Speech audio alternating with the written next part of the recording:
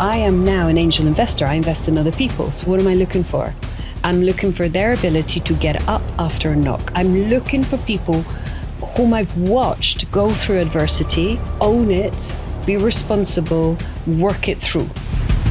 Susanna Cole is a resilient and inspiring figure in the world of property investing. She was a guest on episode 15 of our podcast, where she discussed the role of sacrifices in achieving success. Shortly after her appearance on our show, Susanna faced a challenging year in 2021 when she was diagnosed with 3 different types of cancer. Despite these setbacks, she displayed an incredible determination to overcome adversity. Her story serves as a powerful reminder that no matter where you start in life or the challenges you face, success is attainable. Susanna's expertise in property investing spans deal sourcing, packaging, flipping, raising private finance, joint ventures, and finding investors. She has also built a multi-million-pound property portfolio. Stay tuned to learn more about her journey.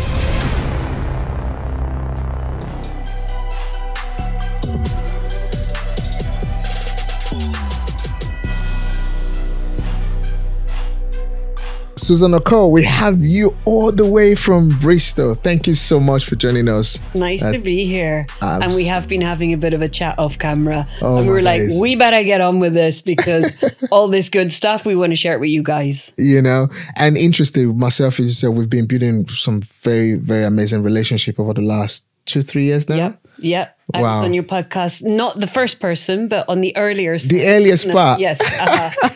And then we did a live, and now it's lovely to be here. To see you in person, right? Yes. Wow. So we have been just revving entrepreneurship, so we need to share with you. I know. This episode of the Wealth and Business Podcast is brought to you by our partner and sponsor, Ramsey & White.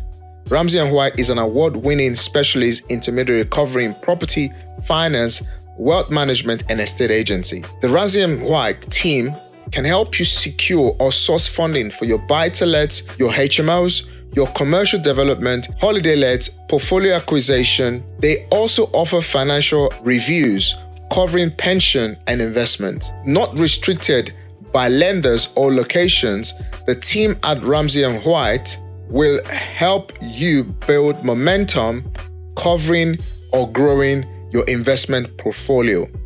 Feel free to contact Ramsey & White, who is our partner and our sponsor for this episode of the Wealth and Business Podcast. The links to contacting Ramsey & White will be somewhere around the show notes. Make sure to reach out to them, as this company has actually helped me build my property portfolio over the last 6 years.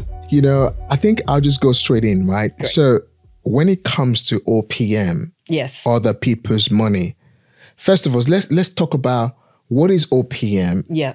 why people should understand it, and why people should obviously understand how to risk and how to de-risk. Yes. And it will depend on who you are, how you see the world, and where your risk profile is as well. So OPM, other people's money, for me, that always meant private finance. That meant you've got formal finance, which is the banks, the bridging, you know, corporate banks, you know, portfolio banks like Handelsbanken, and then you've got private investors, which for me was either joint venture partners. So a simple example: we buy a property, it goes in their name, they do no work at all, we do all the work, and we split the profit 50-50 and go again.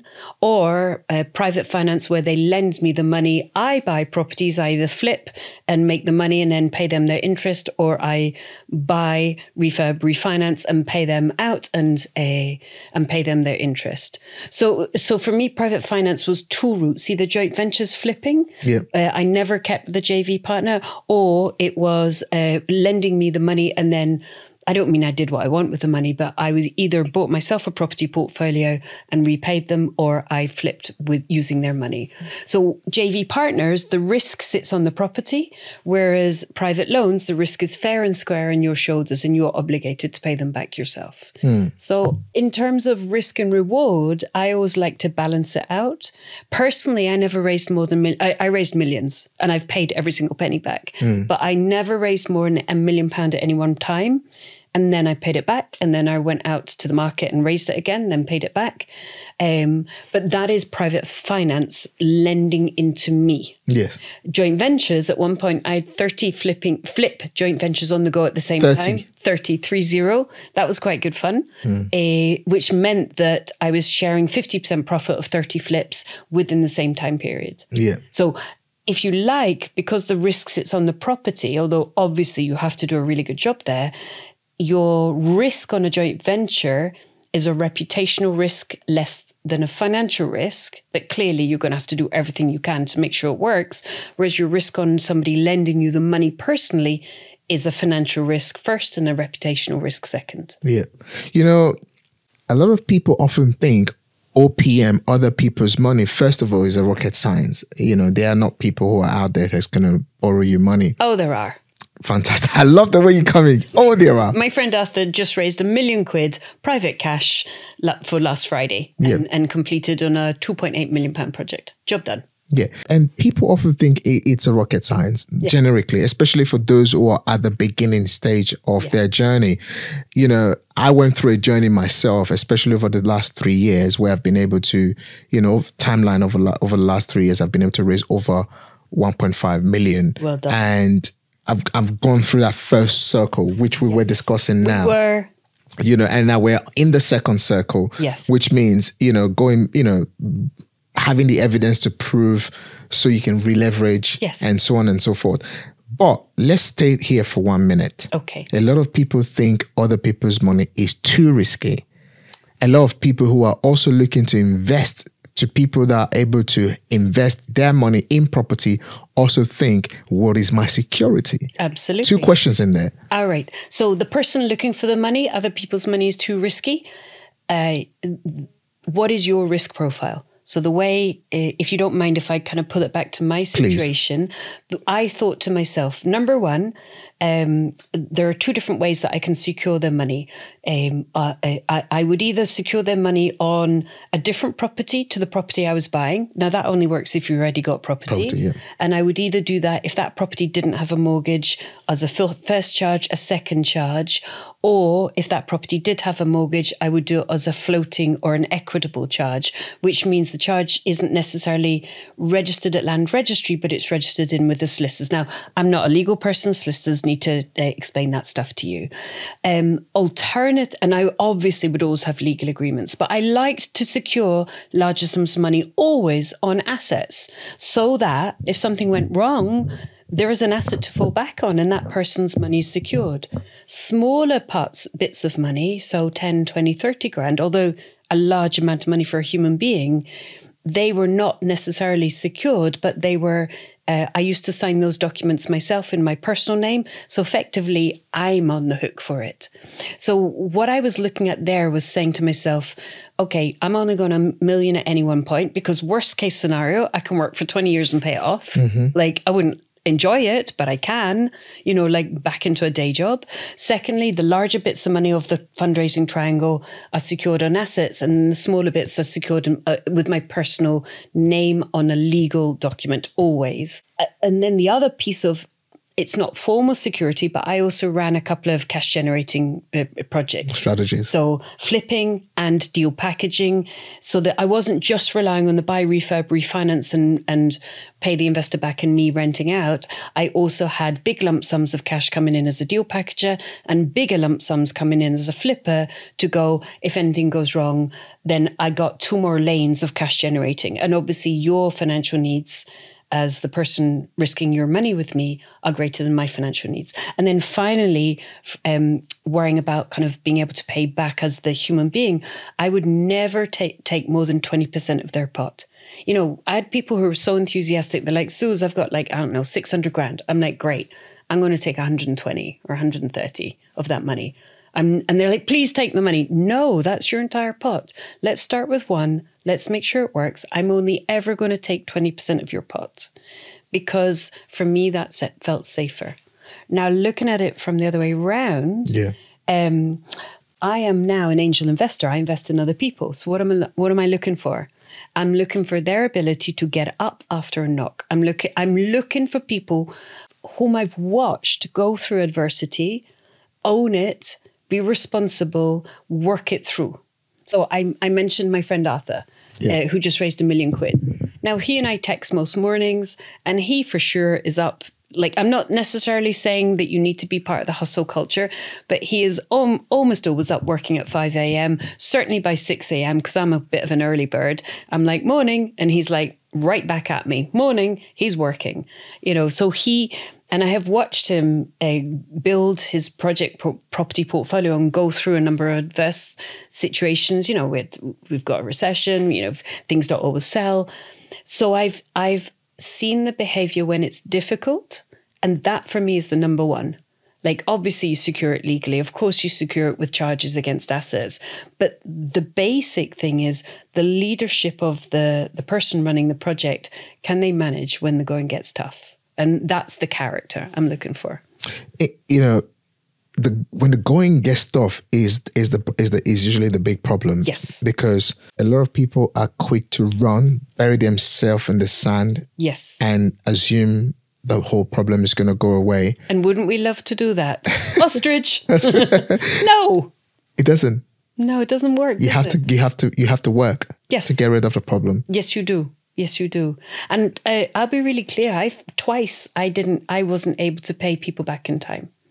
Twice. Now, I've raised a lot of money from a lot of people, so it's a very low percentage, but it's a horrible feeling. Yeah. And each time, and the other thing, if I was lending money, let me come into that, I would want to know plan A, B, C, D, and E. Yeah. So when I was borrowing money, and by the way, I'm now the other side around. I lend money, not borrow money, you know.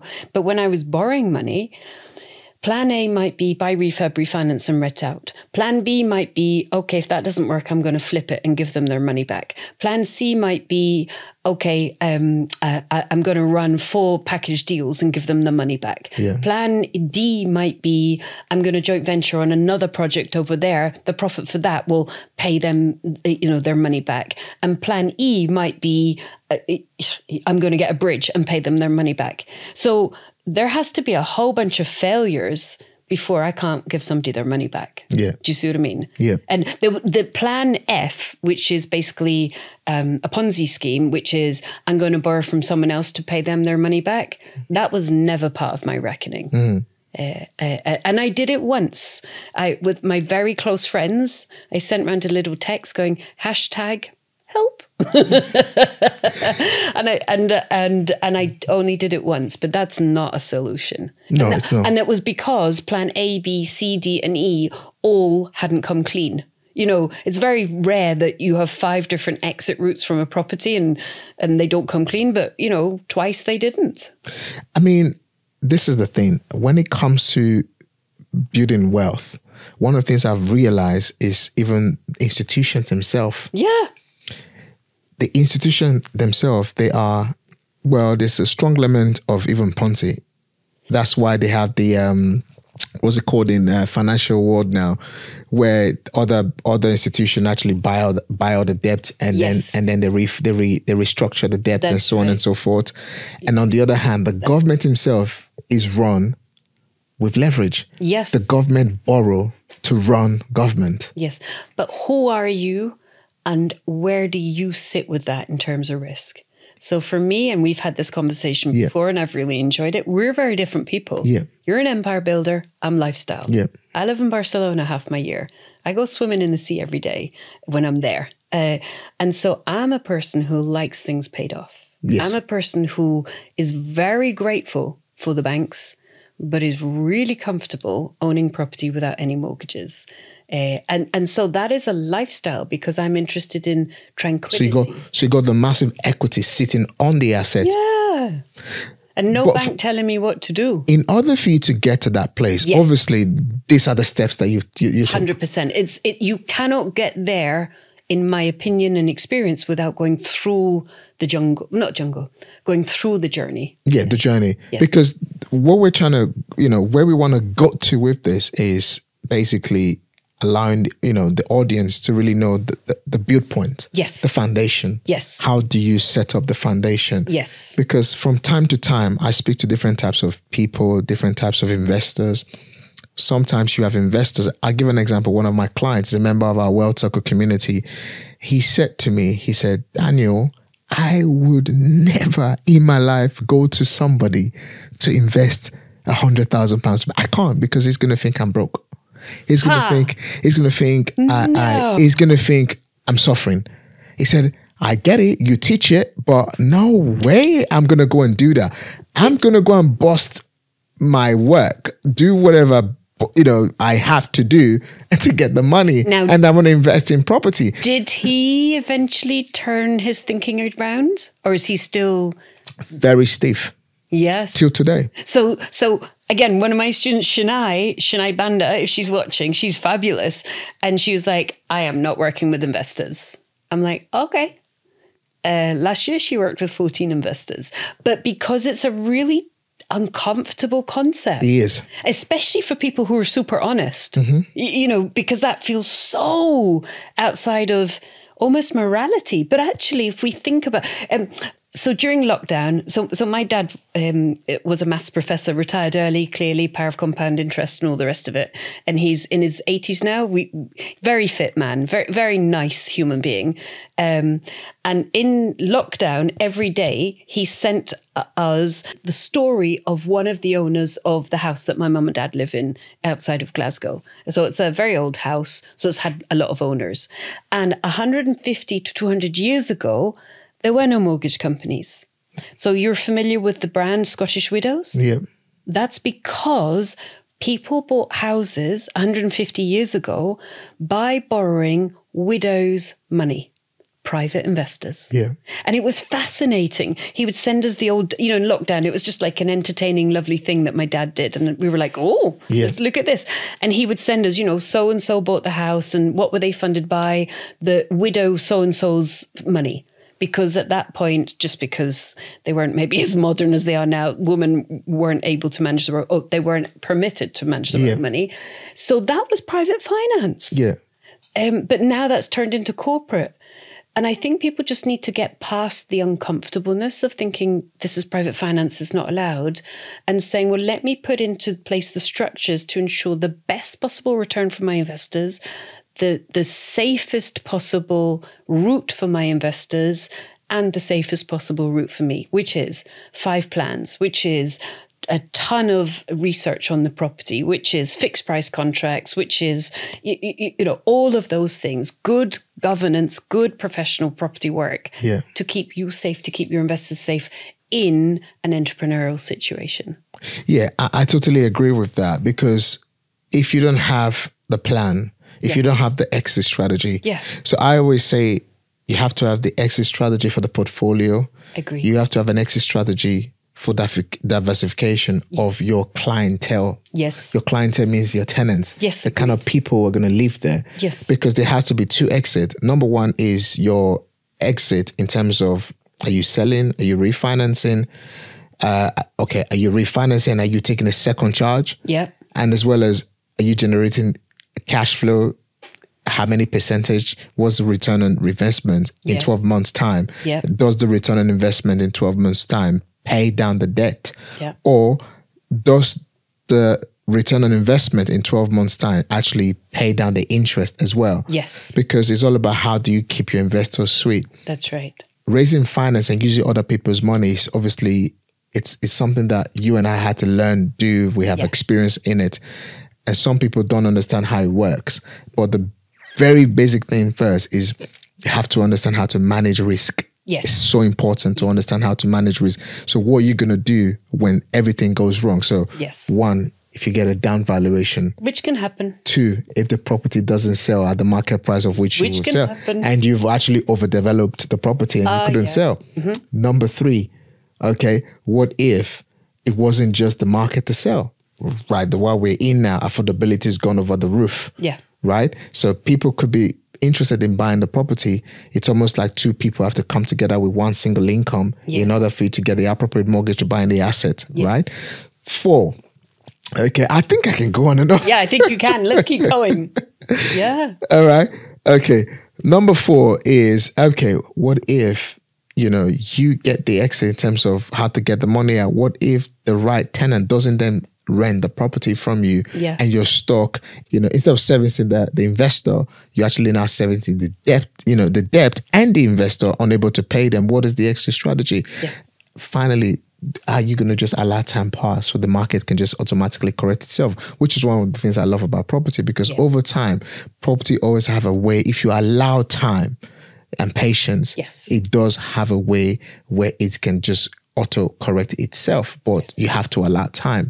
So these are the things you obviously have to know in order for you to leverage and to de-risk your risk. So it's professionalizing. Yeah. It's saying, oh, if the property doesn't rent, what do I need to change?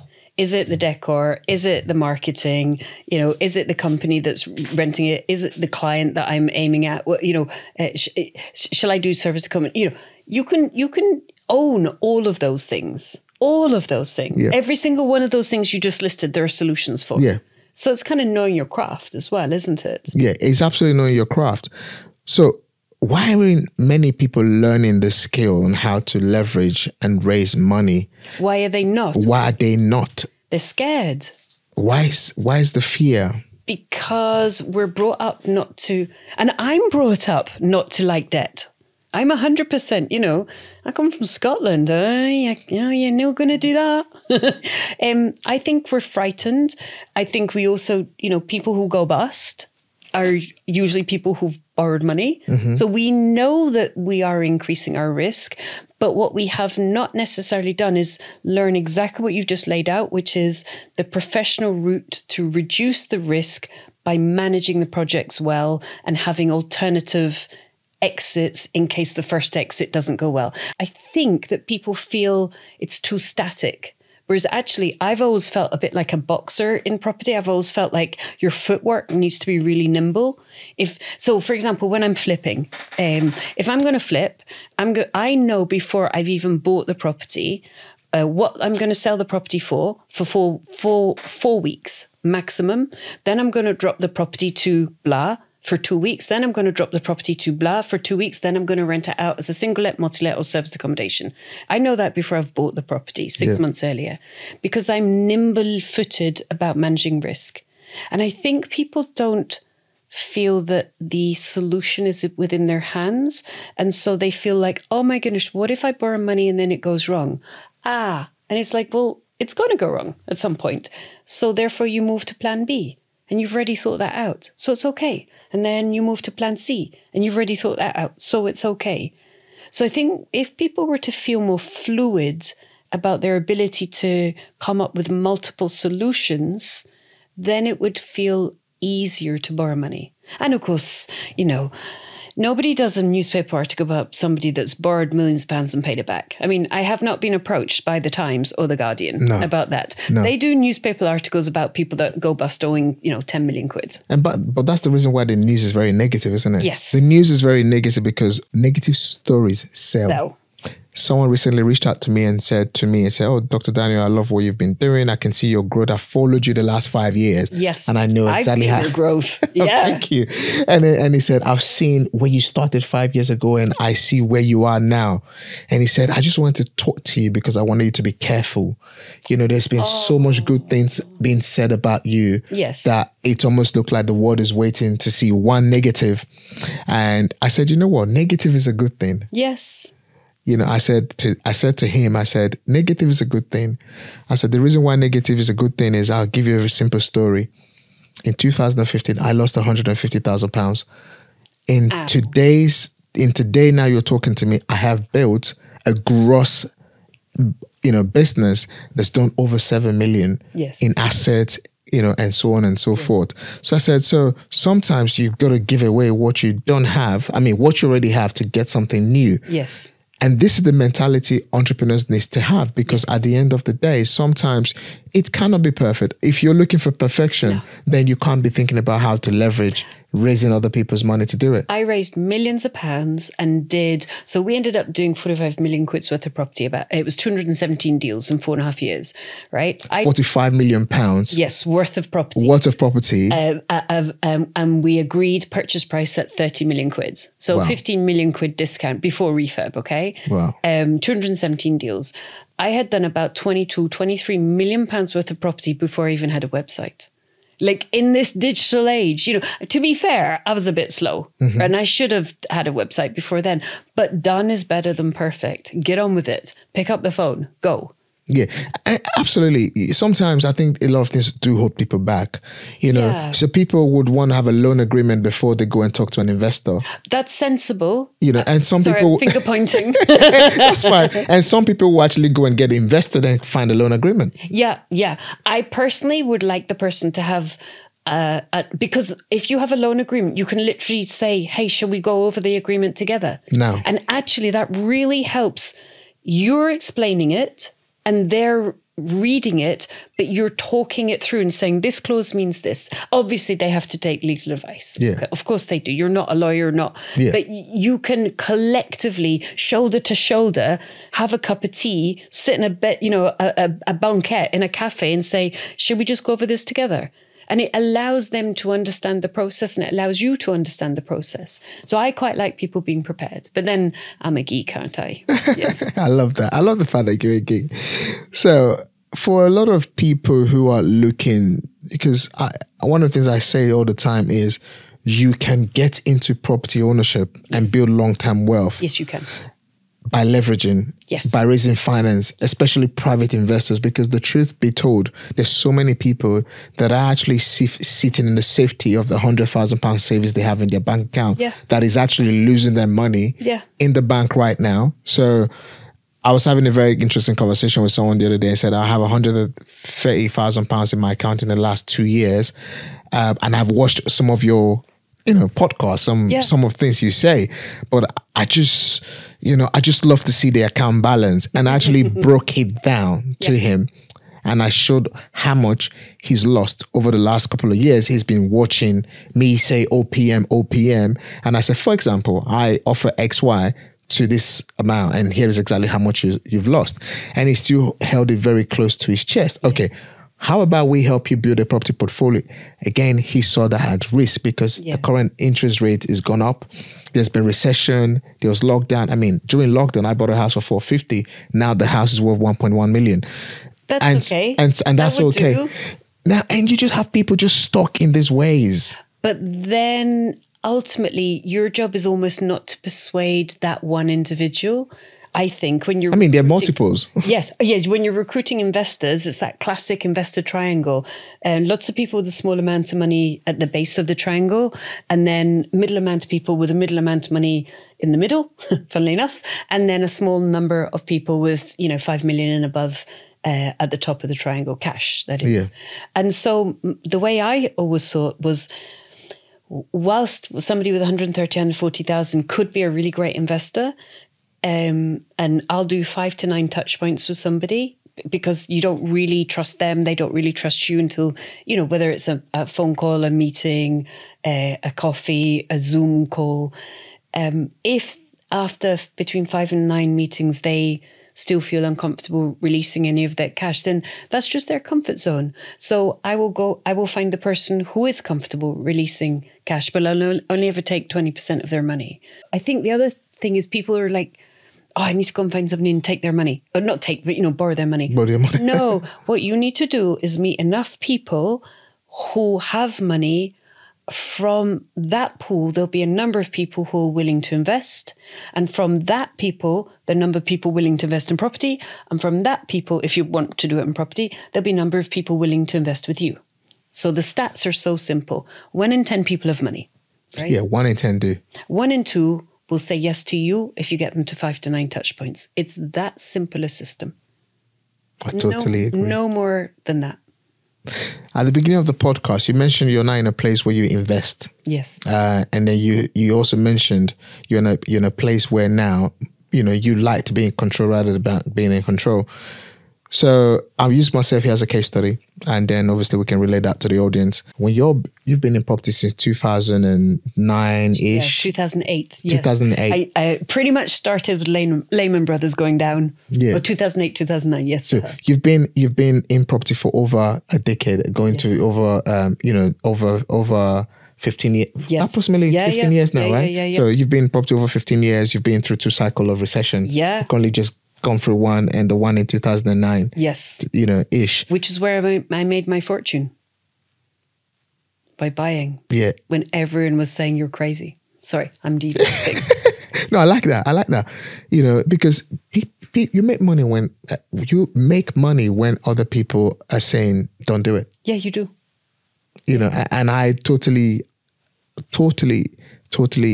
love the fact that when things are going wrong, you get greedy. Warren Buffett correctly says that, get greedy, you know, when other people are fearful. Agreed. You know, and that's what, you know, because whether we like it or not, you've got to fill your cup first. Yes. To actually, you know, be able to fill others' cups. You can't pour from an empty cup. Okay. So the fact that you started that time and then you're now in a place where you are investing, what made you decide to start basically owning all your assets in cash without mortgages? How did you get, obviously you raised money. My gut. What made you say, okay, I'm going to pay down now? My gut feel.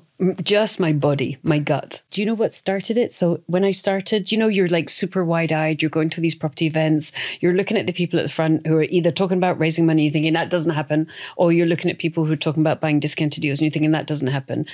But I met some really great people, including a really kind gentleman who had previously, and unfortunately the word was previously, owned 280 properties. Now, what an accomplishment. Wow. How much work. And what happened? He lost it all.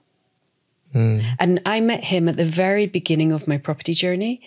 And he was, so I'm, you know, just at an event. And of course, my whole process was, if I have your card, I'm phoning you. I'm phoning you 5 times until you don't answer me. Yeah. And then I phone the next person. You know, not like 5 times in 5 minutes. That's weird. But over the next 2 weeks, I'm going to phone you 5 times. And so somebody's going to lend me money and someone's going to teach me some property and, you know, that whole process. And he was incredibly kind to me because, you know, with kindness, I had nothing much to offer to somebody without money because I only had energy and work to offer. And he didn't have any money anymore. He'd gone bankrupt and he'd lost his wife. He'd lost his family, unfortunately. You know, he'd lost his home. Lost everything in his late 50s. And he was, I remember him now. He came up the stairs in my house and he spent a long time helping me just learn. And he said, take my example as what not to do. And he was being self-depreciating and incredibly kind. So he wasn't saying, don't do this in property. He was saying, don't overextend. Because he said, I had it all and I lost it all because I overextended. And so I've always kept that kindness of his time teaching me, if you like, what not to do through his personal pain, which it was, and gone, I never want to be in the same heartbreaking condition that he found himself in, having done huge amounts of work, but just made a few missteps, which of course, because he was scaled up, were big missteps, not small missteps. Yeah. He was over leveraged. The banks pulled on him. He lost a lot. So, and I've also always looked at banks like, I'm so grateful for you. Thank you very much. But you are not my friend and you don't care about me. Yeah. And if you're not my friend and you don't care about me, I'm purely a number. So one of the good things, you know, the banks in some ways they just want a signature, right? So it doesn't matter if you're a woman, a man, black, white, you know, in a chair, you know, visually impaired, they don't care about any of that stuff. They want a signature. So I love the fact that there's no prejudice in the fact that you're signing for a mortgage, but there is no care either. So if you're going, they'll have you, you know. And so I've always been very grateful for banking, but always been very mindful that the saying, the banks will lend you an umbrella when sunshine and they'll take it away when it's raining, is real. So I've never trusted that they can be my safety boundary. Yep. Therefore, I need to create my own. Yeah. So basically you created your own economy by just de-risking, de-leverage. Yeah. If you have properties that are unencumbered, if either you want to buy something, you want to lend some money, you have a problem, you can take lending out or you can sell them, pop your hundreds of thousands of pounds in the bank again. Down. Yeah. So easy. Let's look at a global scale. Yes. In Africa, where I'm from, Nigeria to be very precise, there isn't mortgages. The car you drive, the house you live in is all bought cash outright. Yes. Then someone like myself come to a country like this, where, for example, 90% of everything we do It's literally leverage. Yes. So Did that blow your mind we have in a good and a bad way? When I first came through, I didn't understand it. But as I understood it, I adapted in a very, very intelligent way. Yes. You know, because to get a loan in Africa, Yes. you have to know someone in the bank. Interesting. Yes. So you have to have a personal relationship with your banker. Yeah. That's one. Or two, you have to have a personal relationship with the manager. Yeah. Based on that personal relationship, then they can actually structure a loan for you. So that's proper old school lending. It's proper old school. Of the person. It's very, very old school lending. Now, unlike the UK, when I came here, I discovered you don't even need no human being. No. All you just needed was a good credit file. Yeah. And you click up a button, Yeah. and you got that. So we have that sort of institutional leverage. Yes. And then secondly, again, on a global scale, I'm from Nigeria. Yes. You know, in this country, everything about you can easily be found online. Yes. Obviously, now we have a global digital footprints. People can actually, as long as you're sharing something Yes. on the net, Google will actually collect that data about you, and people can almost get 50% of who you are. A true picture of who you are it can be found on the internet. So, in Nigeria, for example, yeah, people trade with people. People exchange money. But people would not just easily trust you to take money from them to go and build you an empire. So it becomes very, very, very strict out there. But here in the UK, it's obviously different. People can easily trust you, and people can easily work with you, and people can want to just earn from you passively rather than them working hard. So the point I'm trying to make is that the opportunities are there for everyone, especially in an advanced, Yes. economy like the UK. But understanding the importance of risk 100%. and de-risking, Yes. it's key when it comes to other people's, using other people's money Yes. to grow. Because first of all, institutions themselves do that. Yes. Government themselves do that. But you found that people generically, don't want to get in that sort of, let me learn what is good debt. Let me learn what is bad debt. So let me use the good debt I've learned what it is Yes. to actually build myself abundance, Yes. which means in a couple of years' time, you can actually de-risk, That's which is what you've done perfectly. So for example, I'm on a mission to building a 9-figure business. Let me get to my 9-figure. Let me pay in so I can owe. Yes. Let me pay down so I can have a life where I don't have to worry about debt. Yes, people do it. And sometimes people be like, okay, actually, why do I ever need to pay down my debt? Let me pay down my debt at 50% level, and I know I have 50% equity, If that works, which is also fine. That's work for you. But why isn't people understanding the ability to do this? Because we're brought up in school. My mum was a teacher, my dad was a professor. So the education, I was brought up in an educating family. So, but our culture and our schooling is still kind of industrial age in some ways about debt, money, financial management. I mean, there were geography lessons, there were history lessons, there were French lessons. There was no finance lessons. I think we had modern studies in Scotland, but we learned about culture, and culture is great, but nobody taught us about finance, financial management, planning, cash flow management, profit and loss, balance sheets. For some of the audience, it'd be like, oh my Lord, I got to read about that stuff. Yeah, you probably do need to learn some stuff. So we did not get taught business and financial competency in an entrepreneurial way as something that's natural as drinking water, And so I think, it's difficult to, and we got taught, go to work, go to school, go to university, get a degree, get a good job, get a mortgage, spend the next 25 years paying it down, retire and live on your pension. And you're like, well, that doesn't work anymore for so many people. So I think what's happening is people like you and I looking at this and managing well are kind of in the next stage of a system where money is more fluid. And I hate to see people retiring on a third of their salary, like pensioners who just can't afford to go out. I find that tragic, and it's because the money management principles that are still embedded in our culture are kind of from the last century, not from this century. Yeah. However, there is also risk. So people also don't get taught about managing and mitigating risk. 100% agree on that.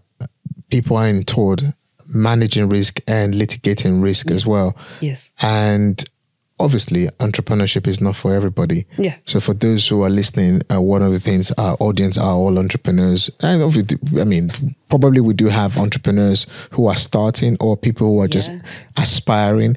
But understanding these principles is quite key, that you are never going to have enough money to build it. No. But never. what you can do is to build it and then de-risk. That's right. Build it and de-risk, but also manage the cash so tightly. So years ago, and by the way, the Nigerian connection, my assistant Jefta is from Nigeria. Oh, wow. And so it's been an absolute blessing to work with somebody who's got a different culture to me. Mm-hmm. And it's really interesting. I'm going on a side note here. It's really interesting. And so he's, just because I want people to succeed, he's now doing some of my training, because obviously I open up all of my training programs to my team. Yeah. And it's really interesting watching his culture come through on this ambitious, really competent young man. But what would be super interesting is so he's very people focused, which seems to me to be quite a Nigerian trait, very focused on gratefulness and thoughtfulness and kindness. And I'm thinking, man, if you just brought that amazing ability to be around people and value them and couple that with fundraising, that's an amazing combination. Yeah. Yes, going back to cash flow, I learned cash flow because years ago when I was 22 and I'm now 52, so 30 years ago, I started a fair trade business and I had 5 shops in Scotland. I didn't do it with any debt at all. And I started with a little pasting, like a wallpaper table at fairs and festivals, running it out the back of my little estate car, putting it up, taking it down, the clips, the market store clips with the tarpaulin, all of that stuff, right? And I grew it into a small chain of shops in some of the cities in Scotland. And every single Monday, the first thing I did on a piece of paper was work out my cash flow for the week and the month, predicting my sales. What have I got in the bank? What do I predict my sales to be this week, next week, the week after, and the week after? So 4 weeks, right? Okay, what are my bills coming in? It was all so like pen and paper. And then what money have I got left that I can reinvest in stock or growth or expansion or marketing or staffing? Okay, right. Let's go. And then I bought to that point to sell more product. And then next Monday, okay, where are we at? Where's the bank? What's my predictions? What's the trend? And so I learned cash flow proper old school with pen, paper, and a piece of A4 on a weekly basis to grow that business from a little pasting table to 5 shops. So when you feel cash flow like that, so you're like, I can only buy my stock once I predicted my cash flow. And then I put my orders in on the Monday. They came on the Tuesday and the Wednesday and the Thursday. They're out in the shops for the weekend. They sold. And then on the Monday, we do it again. Yeah. You can then bring kind of cash flow management into your body. Now, these days I use Xero. I have a bookkeeper. I have an amazing accountant, but I know that cash flow is key. And so I don't do it on a piece of pen and paper anymore. I don't manage any of my financial management anymore, but I am aware that that is the number one priority. Yeah, especially when you have to be on a pedal where you're trying to really build wealth and that is going to be deep rooted. It's so important for you to have that understanding. Yes. The money you're raising, how you're going to pay back. Yes. How you're going to live. Yes. How you're going to pay your expenses. Yes. And how you're going to pay the tax man and all these different things is quite important, because the truth is that when it comes to raising finance, I believe, and I say this all the time, most times, that you're never going to have enough money to do property. No, never. Especially if you're looking to live off property income. Yes. So I didn't pull up, sorry, I'm jumping in. My finger's coming out. I don't think I pulled a penny out my property portfolio for I don't even know, 7-8 years. I forget the exact amount of time, but over 5 years. Wow. Because every single penny was going back in to build the property portfolio. So it was under a decade, but over 5 years before I went, okay, let me get paid now. So everybody else got fed first and then I got fed. And that's how I was able to get, that delayed gratification. So I think it's important to be able to manage and monitor that. But something we talked about before we started the podcast, and I'm sorry, we had such a good conversation, was what you've done to get to a certain place is not always successful to where you go to the next place. So that kind of pen, paper, cash flow management system was only successful to a certain level. And then I needed to relook at myself and go, you need to upgrade your mentality, your skills, your focus, and your strategic focus on this business. Because a pen and paper cash flow mentality is going to creak with the level of business you've got now. So you always need to continue to grow your own skills as well, particularly if we're looking at other people's money, because I think as you are raising more and more money, you need to be more, I wouldn't even want to use the word sophisticated, but you need to be more competent. You need to have reporting systems in. You need to be able to see things at a click of a button, because we're talking about millions here, not, I forget even what my sales were, but 5 shops, 20, 30 years ago. And dignity is at the center of it all. Yes. Dignity. You are going to pay people back and you're going to succeed. Yeah. And you have to have dignity. Yes. Because if you don't have dignity, then, and we spoke about obviously doing business, not to hurt people, but doing business. Because sometimes people get into this anxiety of, losing the grips and then hurting so many people. Oh, tragic. And we've seen that happen all the time. Yeah. So let's quickly, talk towards building it up. All right. Because I really want the people to kind of get a lot of value from building it up. Yes. So we kind of gone into all the different junctions to actually deep dive into them, but building it up. And when it comes to raising finance, all right, does it just naturally happen? No. and if we just want to give something from the heart, so very freely away, 3 major steps to begin raising finance. So the first one is remove it from you and make it a process. Make it a system. This is something I do, not this is who I am. And oh my gosh, what are they going to think of me? So by doing that, what you need to do is systematize it. You need to prioritize it and you need to diarize it, So in your diary, 30% of your time, if you're in property, on raising finance, whether it's banks or private finance, 30% of your time on deals, 40% of your time organizing your business. Now, whether that's across your staff or whether that's just you.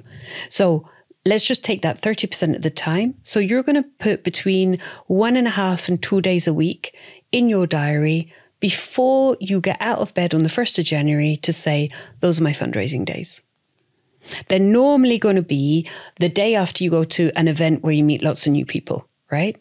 And you are going to work for 1.5 to 2 days a week on raising money, whether it's with your bank manager, whether it's with your mortgage broker, or whether it's with private finance. So now you wake up and you're like, dang, I got to do fundraising because it's in my diary. Yeah. Can't get out of it. Yeah. So number 1 is you step into it. It doesn't just happen to you. You're like, and then number 2, it's a process. Yeah. So without trying to sound cynical, because I'm not at all cynical about raising money, because my goodness, the amount of money people have made off me, good on them, but they've made a shed ton of money off me. Yeah. Number 2 is it's a business. So it's about putting leads in the top of the funnel, assessing the fit, the competency, the risk, and then and the conversion rate, and then getting to the right people to do agreements with. So number 1, I think, is scheduling. Number 2 is understanding it's a process from lead to agreement. Yeah.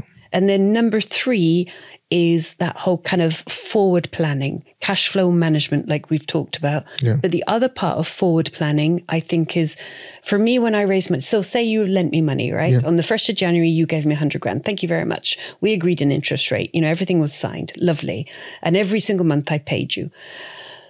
On the 1st of June, you and I would have a meeting. So I'd have sent you a number of reports throughout the year to say, this is happening, this is all going well, or things didn't go so well, but I solved it by doing blah. And on the 1st of June, we would have a meeting. So we had a year's agreement from 1st of January till the 31st of December. 6 months into that agreement, I would sit down with you and say, here are my plans for next year. So you're not feeling, oh my goodness, I need to make a decision at the last minute. So the first question would be, in 6 months' time, would you like your money out? Yeah. Or would you like to keep your money in with me, considering you're being paid every month, your interest? The second question would be, do you want more money in or less money in? If you said, yes, please, I'm in. The third question would be, shall we do 2 things instead of 1? You know, maybe a joint venture as well as some private lending. So you're not feeling pressured by me because you've got 6 months to make that decision. I'm not feeling last minute itis by you. And everything is nice and calm and planned in advance. And it feels professional to you, the person that's lent me the money. So there you go. Diarizing, a conversion and professionalization of the leads, and then pre-planning, which is cash flow management and investor management. Because that is, if say you had lent me the money, that is me managing our relationship in a way that is solid and strong in advance. No pressure. No pressure. Yeah. I really love how you explain that. Now, bringing you forward now, we're currently in a very dicey market. Dicey? Well, enjoyable. Dicey market. Okay, dicey. We're such in a negative market. We're such in a market where your interest rate has just gone crazy. I don't want to invest in property anymore. A little bit, not much. No, we shouldn't. No, actually, invest in property. Correct. That's what that means. Correct. You know, because do you know how many people have reached out to myself? It's not still a good time. I know. You know, how's property doing? No, I'm not going to invest in property. You see, and I say this all the time, right? It's not property that makes you wealthy. No way. It's not property that gives you the cash flow. It is your creativity. Yes. It is the strategies. Yes. It is the exits. Yes. It is what you know. Yes. That makes you money in assets. Correct. The property is just a vehicle. It's just a vehicle. If you buy the worst property on the worst location, you're losing money. Yeah. It would be a really dumb thing to do. You have to buy the right property. Yes. All right. Or you have to buy the worst property in the right location. Correct. Do you know? I mean, for the audience, some people think you have to buy property anywhere. No. You can go and buy. I'll give an example. We bought the worst property somewhere in Newcastle the other day for £70,000. Spent £22,000 on it. The property is worth 120. We got revalued, 75%, mortgage, and then £90,000 get release. Lovely. We bought property in the worst property in the best location. Yep. 450. The property is worth 1.2 million today. Yes. We leverage on it. Yes. How about somebody that I know who bought a property for £1 million? Till today, he can't sell it. That's tragic. Till today, the property is not generating any income. Oh, that's heartbreaking. But what research, what homework was done? This is the thing. People think I'm just going to go and buy a house. No. You got to know the micro. I mean, you got to know the strategic, the kind of raising money, the, buying, how do you get the discounted deals? And then you got to know the micro level of your area or your multiple areas. If you're doing, I like clustering, but multiple areas. So, we did a lot of deals in Bristol, right? So we knew which side of the street was the better side of the street. I'm coming to Bristol to expand my portfolio, by the way. It's a great place to invest, I'm telling you. Yeah. So we knew which was the better side of the street. We knew in a series of 5 streets, which was the best street out of those 5. We knew, like in cities, when one area slowly migrates or turns into another area, we would buy at the edge of the good area because slowly that's going to expand out. I have a property which is technically in Hotwells, for anybody that knows Bristol. I would definitely love to call it Lower Clifton. There is no place Lower Clifton. There's just Clifton, which is the poshest part, and then there's Hotwells. And I'm like, I'm 200 meters away from Clifton. So I believe I may add Lower Clifton to that address, right? Yeah. Because what I've done is I've piggybanked on the amazing location within a 200 meter radius. And as that radius spreads, the wealth spreads, woohoo! Yep. It's gone up and up. So you really need to know your detail. You need to be in the street going, are these cars old or new? Because usually if they're older cars, it's a rental market. Well, nobody's really going to want to buy where every other property surrounding them is a rental. So am I in a buyer street or am I in a renter street? Great if you want a rental, but when you sell it again, you're only going to be selling it to landlords and they tend to not want to buy, super high. You need to look at the lofts. Has this area gone into the loft? If so, what we've got is a whole bunch of people with young families going into the loft with quite a lot of money, because that's the 60 grand plus renovation, even for a little 3-bed terraced house in Bristol, So you need to be able to read a property area really well. And that's why it's so important to get educated. 100%. Yes. I would have never done what I've done in property without beginning my educational journey. Yeah. And we talked about that. And we talked about, the level of different types of mentors I've used to get to where I am. And you also spoke about yours as well. Yes. And sometimes people just do things out of the sake of doing things. Like, I kind of know everything and I know what I'm going to do, to get my journey started. And so it's so important for you to kind of get educated. And find people who are doing what you want to do. I got the result you're looking for. Look, we're both got our fingers pointing now. But one of the things I find is that investors go to estate agents. Now, estate agents are amazing. And they go to brokers. But brokers arrange finance and estate agents sell property. Neither one of those two has the word "I'm a property investor" behind them. Yeah. So don't go to an estate agent to ask them about how to be a property investor, because you're asking a dog to be a cow. It's the wrong thing. It's a different animal. Mm-hmm. And I had a conversation, by the way, I always say I have a conversation because this is a genuine truth. I have different conversation with people every single day. And sometimes when I come on a podcast, it just gives me the opportunity to kind of leverage the information that I received to kind of, get the answer out of my expert, who's obviously my guest. I had a very interesting conversation with someone the other day, and then they said to me, I want to buy a property. And the property is literally worth £500,000, and I think the average property in the area is £800,000. And I said to them, "How did you arrive at that figure at £800,000?" And when we kind of drilled deeper, we found that he's trying to buy a terrace property. Okay. And however was compared to detached house. No, apples and apples, not apples against oranges. And then the investment decision completely go bizarre. Yeah.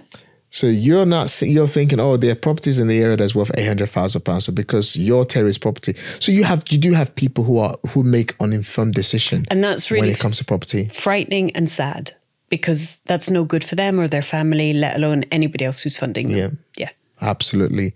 Wow. It's been such an amazing podcast. We could keep going. We keep going, right? Now, you spoke about the fact that you now invest with people. So how does that work, and how do you invest with people? I do direct loans, and I do it with people I've seen go through their journey. Mm-hmm. So none of them are beginners. And I talk to those people and I say, this is this year. I'm doing my planning for next year. So in 12 months' time, I would like to invest with you. So I actually tend to approach them. So what people will find, and they're like, okay, great. And I'm like, this is the sum I'm looking to invest, and I would like to invest it with you, and roughly around about this time period. Okay. And so, because I really respect the fact that they're running a business. So I'm not like, prima donna, I want to, I'm like, so within your strategy, first, can you let me know whether that would work for you? Because I've got to respect, does this work? Is this part of your business strategy? Yeah. And second, that then allows somebody a kind of 12-month period to think, I'd like to work with her. I'd like to take that money, please. So let me put that into my business strategy so that they can clearly and professionally to deliver the project that would work for the funding, which is interesting. So you got that funding triangle, smaller people with like 20 to 50 grand. That is you finding them. Hi, have you got any money? Could you lend it to me, please? Yeah. I mean, obviously much more professionally done. Yeah. 50 to 100, that is you finding them. Hi, have you got any money? Oh, 100? Could you lend it to me, please? And then above the 100, and once you're hitting people with millions of pounds, typically they're quiet watchers in the corner of the room, the way my behavior is. So I've already figured out who I want to work with. So it's all very well that somebody would come to talk to me, But if I met them now, I wouldn't be releasing funds to them for 2 to 3 years. So and I'm not chasing that relationship because of course I've got a lot of people in my circle. Yeah. So if somebody wanted to raise money from somebody with a serious amount of cash, like me, or anybody, it doesn't need to be me, what they'll find is the investor is quite quiet. The investor would need to be managed, as in they do the relationship build, if it isn't a natural relationship build, if they don't live in the same city or they're not really good friends in advance. And that investor will then sit down and talk strategically rather than quick blast of cash. And those are the best investors. And the reason is, number one, they got most money, so they're worth the effort. Number two, they've been through business, so they know things go wrong. So with the people I invest in, I don't freak out when things go wrong. I want to know, but I don't freak out because I've got full confidence in their ability to navigate because I've watched them develop. Yeah. And also, I'm a lot more, not relaxed about money, but what I found with the middle group, who typically were corporate people, had saved money, had done really well for themselves, they're really anxious about their money because it's their nest egg. Yeah. Whereas I'm like, well, I know things go wrong. So I've got full confidence that this project's going to deliver and you're going to deliver as an entrepreneur. Yeah. So lower level people, you have to chase them. Middle level people, you have to chase them. Higher level people, they will quietly go, call me. Or I would like to work with you in a year's time. Yeah. Does that work for you? If so, let's have a conversation. Now, if you miss that signal, they're onto someone else, because part of the assessment of somebody is, have they got the process to follow up? Yeah. So one person I talked to 18 months ago, I said, I'd like to work with you in a year's time. This is the sum. They didn't follow up. So I didn't work with them. I'm sure they were really good. It's just they were busy. Yeah. But for me, if they were that busy, there wasn't capacity to write things in a storm because they had too many projects going on. So that was the correct outcome for this year. Maybe next year it'll work with them. So you want to be following up the very quiet people who only say it to you once, which means you need that process. Yeah. Have business card, must follow up. Yeah. How do you basically identify the three types of investor you've just broken down now? Yes. For the purpose of those who are listening to this episode. So we spoke about the lower people. Yes. Or people who are just basically got some money. Yes. You've got to convince them hard. Yeah. No, you don't. Right? No. You just need to do the numbers. Yeah. Okay, so how do I... So maybe, when I mean hard, convince them hard, because you don't have any pedigree to your name. Sure. You got to show to them you're worth my 50K. Yeah. And because it's the only 50K I've got. Yeah, but remember, I did this as a single parent with very little money. Remember, and I was working very hard. It was the character that convinced them. I don't mean like I'm puffing myself up, but it's so clear to them that I care enormously about the dignity, which is the word you used.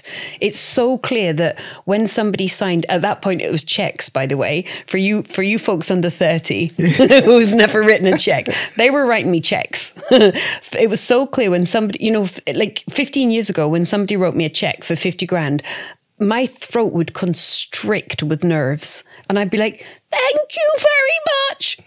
And so that kind of biological response showed them that I cared enormously about this money. Like I took it so seriously. So my whole demeanor showed them I took it really seriously. So they were basically in the early days going off character, off consistency, off follow through, doing what I said I was going to do when I said I was going to do it, producing reports, telling them the truth, talking about things that could go wrong. And so they were assessing the terrain as being an honest terrain of somebody who would try her very best if it went wrong. Yeah. Yeah. So, and I was thrusting information at them. I was borrowing money when I still worked full time. Here's my salary. Here's my personal mortgage statement. Here's my credit reference for my own personal, come and meet me in my house so you can see how I live. I wanted to be as open book as possible so that if it was their choice to invest in me, having seen everything. Yeah. And if you're that honest, people are going to want to invest with you. And then, of course, I was, doing 30% of my time on deals. So I was getting good deals. Yeah. Would you say the kind of deals we were doing back in them days, flipping those obviously, some people might agree that there's still a flipping market here at the moment. Is. Some people may disagree. Yes. No, this is not a flipping market, and because of that appetite that we have at the moment, working with those, people have got less than £50,000 or around about £50,000, got the money tied to their chest. Yes. Or actually the people who are the mid people who's got between 50K to 100, again, professional, that's the only money that they've got, but they want to invest. And the guy who's trying to convince them can't convince them enough. What is the follow-through process in order for you to actually get that drawdown to actually then invest? So let's talk about how I find them and how I assess them, and which was your initial question, and I deviated. And then how I use their money, or which type of person matched which type of product, if in a way, if you want to call it that. So let's say we met at a property event. I'd be like, Dr. Daniel Moses, it's very nice to meet you. I've seen your Instagram. I've seen some of your lives. What's your objective? What's your time frame? And how much is your pot? So I wouldn't say it like that. What's your objective, time frame, and pot? But within 2 minutes, I swear to you, if we were 15 years ago, I'd be like, what are you looking to achieve? When do you want to achieve it by? And how much have you got to achieve it with? Because I know what I do. I don't need to tell you much about what I do. I'm much more interested in the other, and I genuinely am much more interested in the other person. So, you talk about family, you talk about your wife. So it's quite clear that's important to you. So it might be something to do with that. I don't know. I see that you go to Africa quite a bit. So you might be like, Suze, I want to do this thing here. I'm like, whoa, tell me about it. How much is that going to cost? When do you want to do that thing by? And then how much have you got to do it with at the moment? And what's your gap? And how are you going to make that gap? And you're like, well, I need 50 grand, but I'm working full time or whatever. And I'm like, well, funnily enough, we could do something together. It's just a possibility. And you've told me maybe you've got 200 grand. I'm like, we could potentially do something together where you go do your day job, I do the work, and we split the profit, and that could work for you. So what's your time frame? What's your objective? And how much is your pot? What do you want to do? When do you want to do it by? And how much have you got to do it with? And then I divide them into the sub 50K, the 50 to 100, and then the million plus. Yeah. So now I've got my 3. And then the sub 50K, those folks tend to fund refurbs for me in the past. Yeah. Yeah. So great. Thank you for allowing me to renovate this 3-bedroom house into a 5-bedroom HMO. Great. Your money was used for that. I've refinanced it. I've pulled all the cash out. Now I've paid you back. Thank you very much. The kind of 100K people, those people tended to be joint venture partners whereby their money funded the refurb and the deposit, and they got funding and they owned the property. We had legal agreements, joint venture legal agreements. I did all the work and we split the profit 50-50. Yeah. So they were leveraging formal finance. They were keeping the property in their name, so they felt super safe. And then the top people, those were the people who just lent me 100% of the property, 100% of the refurb money. So I was buying an infinite number of properties for me as long as my figures were good, and I was refinancing back out and paying them back. Nice. 3 different products for 3 different price points. So would you then say investor first or deal first? At the same time. But what will happen if you're starting out is you will get the deal first, because every part of your blood and body doesn't want to go out to investors because we all find it uncomfortable. So almost always people get the deal first, and then they got a sweat on to find the investor. And then they find the investor. Then they realize, oh, it's not so hard. And actually that person made a lot of money and that's really good for them. So maybe I don't want to not sleep for 5 days trying to find an investor. So maybe I should now do what Sue said in the podcast with Dr. Daniel Moses and do 30% of my time working on investors in advance. Yeah. But I think because the deal is so, you can touch it and feel it, everybody goes and gets the concrete deal first and then sweats to get the investor. But I would say 30% deal, 30% investor, 40% making sure your business is organized.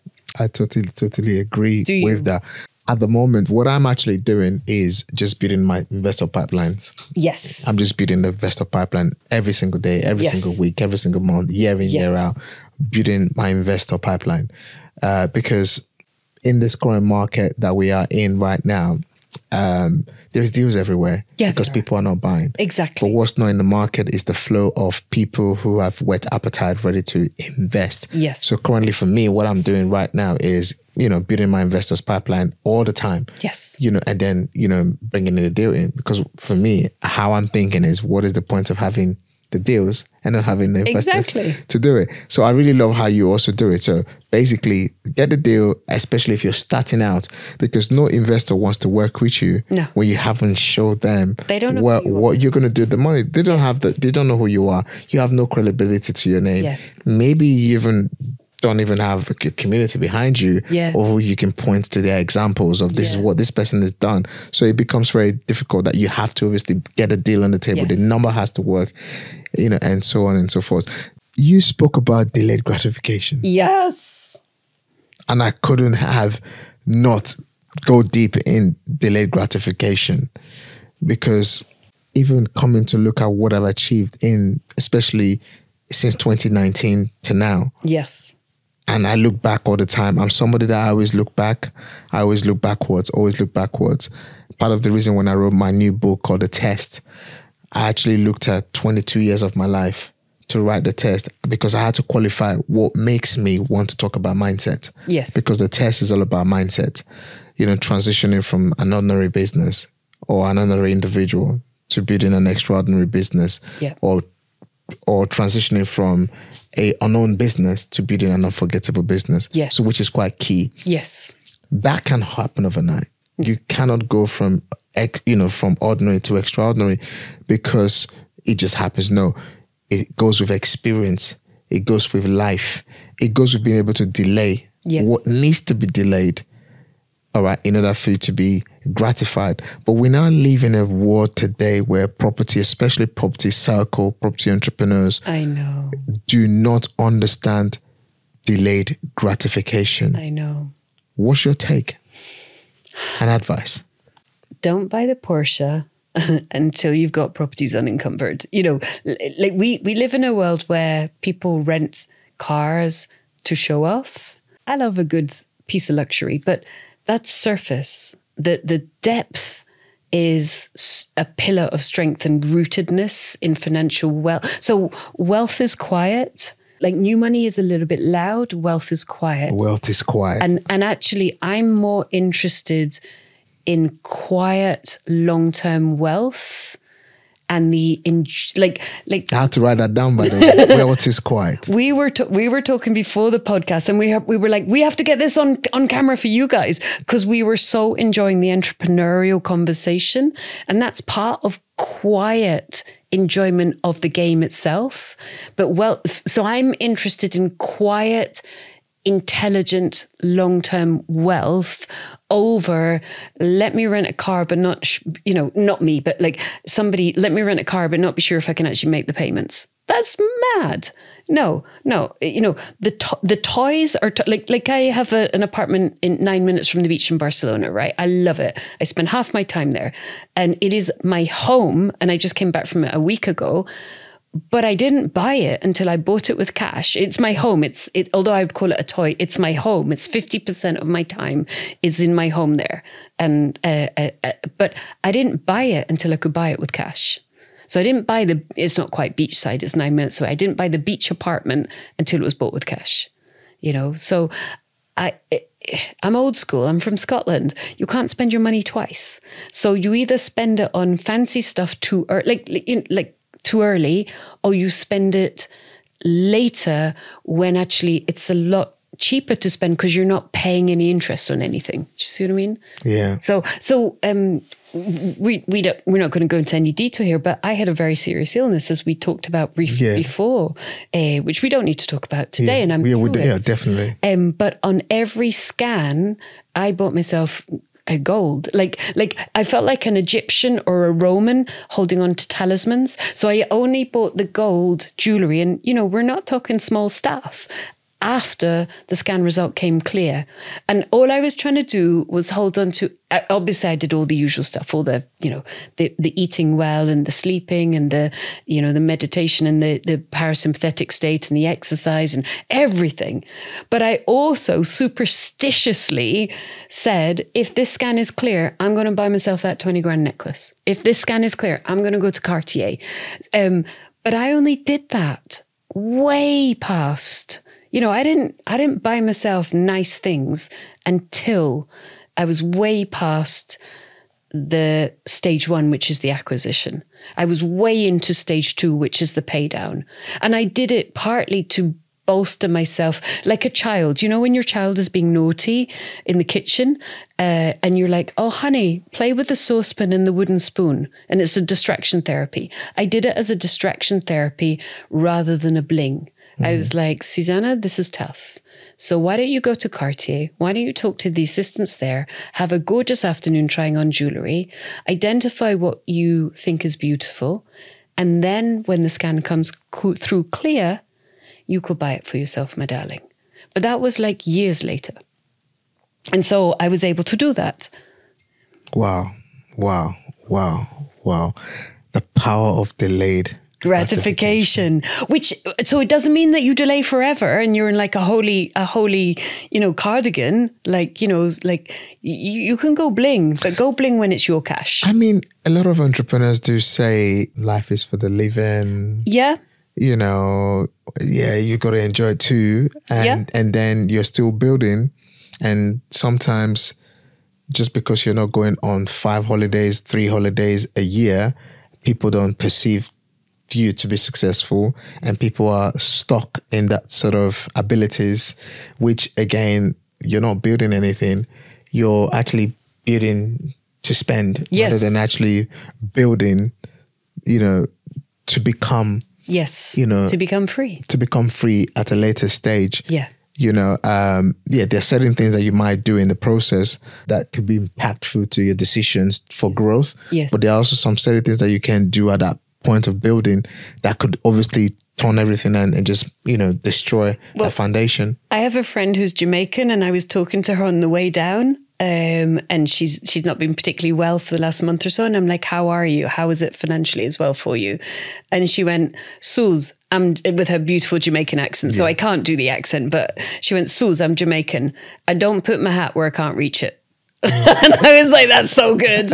So that's the delayed gratification, where you're basically disassociating the small number of years of, to be honest, quite hard work. Yeah. And it's no longer tied to your hourly rate. Yeah. So you're disassociating it in almost a negative way at the beginning. You're saying, I'm going to work tons of hours for very little money coming in. Yeah. I was paying myself like £900 a month. Yeah. Who wants that? I had 2 kids. Who wants that? It's terrible. And now, like when my son went to college, I bought a property so that he could be safe when he went to college. That's because mama, 10 years earlier was paying herself £900 a month. And now she's able to provide property to make sure her man-child, her baby boy, is safe. So you're disassociating negatively at the beginning. So your hourly rate goes down to like nothing and your hours go up. And then later you're disassociating your hourly rate from your income positively because you do very little and your income is very high because your assets are paying everything. But people are no longer interested in that. Well, the world we live in today, they don't believe in building. I made this gorgeously, more fool them. Like, it's only a small number of years and then you're living the life you want for the rest of your time. Yeah. I learned something with one of my mentors. He says, pay all the sacrifice today. Yes, 100%. Do whatever you can. Take all the pain, take all the pressure today. 100%. Obviously have a goal. Yes. To have achieved it by this time. And enjoy the journey. And then enjoy the journey. But do it now. Yeah. But like, rather people just want to squander right now and never actually get into that place. And what worries me about that, I'm not like, when I say more fool them, I don't mean that like I'm trying to be rude or look down on somebody. Yeah. I'm like, honey, that's not going to help you. You're being foolish. Because what worries me about that then later on, do you want to be sat there on a pension, a third of your salary? And your salary, you're only just getting by anyway? That's a horrible way to live the last part of your life. You know, my mum years ago went on my mum loves gardening, right? She, you know, we always go to gardening shows like Chelsea and stuff. And she went on a Times paper, you know, the newspaper gardening tour. And so there was a lady there, a lady with a title. Yeah. And she was in her 80s. She had a companion, a paid companion who was also a friend. And my mum sat and talked to her, and she was in her 80s. And her companion said, oh, whatever the lady's name was, Lady so-and-so. Yeah, she still sits on the top of the train when we go to India. Yeah. And I was like, I want to be that woman. You know, I want to sit and enjoy my life in my 60s, 70s, 80s, 90s without a care in the world, because I put a little bit of time in earlier, and it was worth it. Wow. So ladies and gents on the podcast, you guys listening at home, this is a lady who has done over 45 million pounds worth in property transactions. Who else are you going to listen to? Who else are you going to learn from? We're talking about me, you are people who have done some amazing thing in business and property. And I always say this all the time, never go to the wrong person for the right advice. Ah, that's very good. Yes, I agree. Never go to the wrong person. And we both had mentors. Yeah. I had the same person for 7 years, and you've had some very interesting, very strong mentors. Yeah. So we didn't do it on our own. No. We went to people who were able to keep us guided, keep us well steered. One of my mentors would say, shake you up. It's like, wake up, don't sleep, wake up. Yeah. Shake up, you know. And also allowing us to see that there's a bigger picture than the one that we currently think exists. Yeah. Really helped. Yeah. Great. So never go to the wrong person for the right advice. Wow. I agree. Susan, thank you so much for driving all the way down from Bristol to be in Bromley today and to be in my studio here. We're just having a fun. Just for the audience, anyone had to reach out to you, what's the best way to reach out to you? Probably either through some of the socials like Instagram or Facebook. Okay, the links will be on the show notes anyway. And it's Susanna Cole, or my website, thegoodpropertycompany.co.uk. You can email us from there. I got quite a lot of nice free stuff for people to download, some webinars, things like that, as well as obviously some programs. But it's a good place to start to root around, thegoodpropertycompany.co.uk. So guys, make sure you stay tuned for the next episode. Take care and have a fantastic day, morning, afternoon, wherever you're watching from. See you soon.